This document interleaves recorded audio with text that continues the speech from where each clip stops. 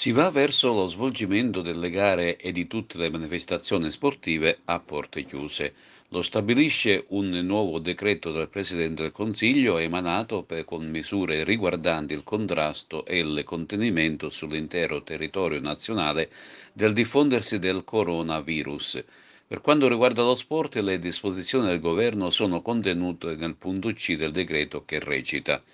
sono sospesi gli eventi e le competizioni sportive di ogni ordine e disciplina, svolti in ogni luogo, sia pubblico sia privato. Resta comunque consentito nei comuni diversi da quello dell'allegato 1 al decreto del Presidente del Consiglio dei Ministri e successive modificazioni lo svolgimento dei predetti eventi e competizione, nonché delle due sedute di allenamento degli atleti agonisti all'interno di impianti sportivi utilizzati a porte chiuse, ovvero all'aperto senza la presenza del pubblico. In tutti tali casi le associazioni e le società sportive, a mezzo del proprio personale medico,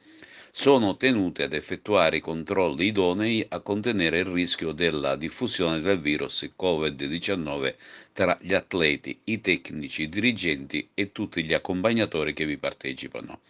Lo sport di base e le attività motori in genere svolte all'aperto, ovvero all'interno di palestre, piscine e centri sportivi di ogni tipo, sono ammessi esclusivamente a condizione che sia possibile.